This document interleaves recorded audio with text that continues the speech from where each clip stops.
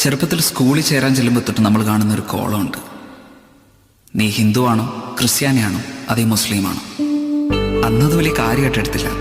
പക്ഷെ ആ ചോദ്യം നമ്മൾ പോലും അറിയാതെ നമ്മളൊരു മതിലിന് പണി തുടങ്ങിയായിരുന്നു.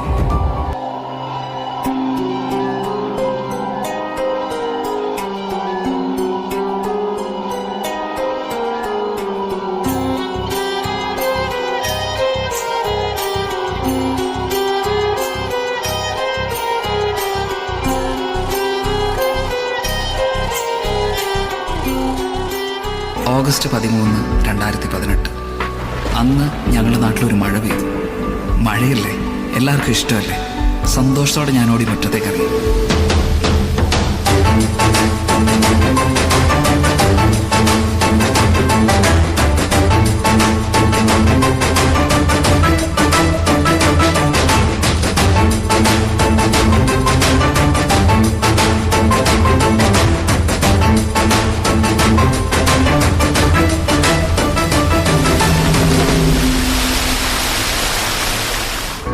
എന്നാൽ മഴയുടെ മട്ട് മാറിയെന്ന് മനസ്സിലാക്കി ഞാൻ പേടിച്ചോടി വീട്ടിൽ കയറി. പക്ഷെ അവന് വിടാൻ പാവില്ലായിരുന്നു. വീട് വെള്ളം കൊണ്ട് നിറയാൻ തുടങ്ങി. എന്ത് ചെയ്യണമെന്നറിയില്ല, ആരെ വിളിക്കണമെന്നറിയില്ല. ഒരു വഴിയില്ലാതെ ഞാനൊരു മുകളിലേക്ക് കയറി. അന്ന് അവിടെ വെച്ച് ജീവിതത്തിൽ ആദ്യമായിട്ട് ഞാനൊരു കാഴ്ച കണ്ടു. പണക്കാരൻ, പാവപ്പെട്ടവൻ, പണ്ഡിതൻ, പാമരൻ, താണജാതി, കൂടിയ ജാതി, ജീവന് വേണ്ടിയുള്ള ഇവരുടെ എല്ലാ നിലവിളിക്ക് ഒരു സ്വരമായിരുന്നു.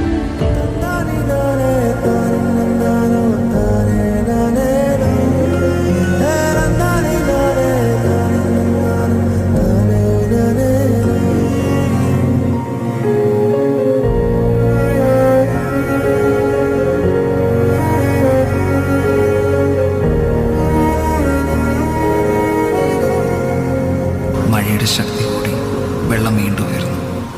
ഞങ്ങൾ ചുറ്റും നോക്കി, രക്ഷിക്കാൻ ആരെയും കണ്ടില്ല. പോകെ പോകെ പ്രതീക്ഷ നഷ്ടപ്പെട്ടു. ഇനി ആരും വരില്ലെന്നുറപ്പിച്ച് സ്വയം തോൽവി സമ്മതിച്ച് കൈകൾ ചേർത്ത് പിടിച്ച് കണ്ണുകളിറക്കി ഞങ്ങൾ മരണത്തെ കാത്തു. ഞങ്ങളാരും ഒരിക്കലും മറക്കില്ല.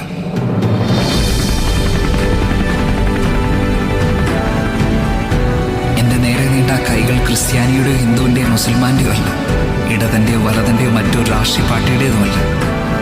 മറിച്ച് മനുഷ്യന് നേരെ നീട്ടുന്ന കൈകളായിരുന്നു.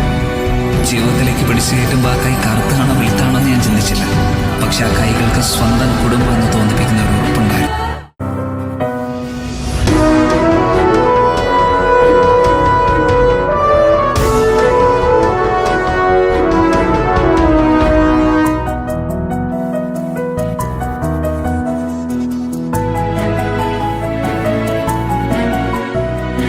വിരിയട്ടെ സൗഹൃദം പൂക്കുന്ന പുലരികൾ, തെളിയട്ടെ കന്മഷം തോൽക്കുന്ന നാളുകൾ. വിരിയട്ടെ സൗഹൃദം പൂക്കുന്ന പുലരികൾ, തെളിയട്ടെ കന്മഷം തോൽക്കുന്ന നാളുകൾ.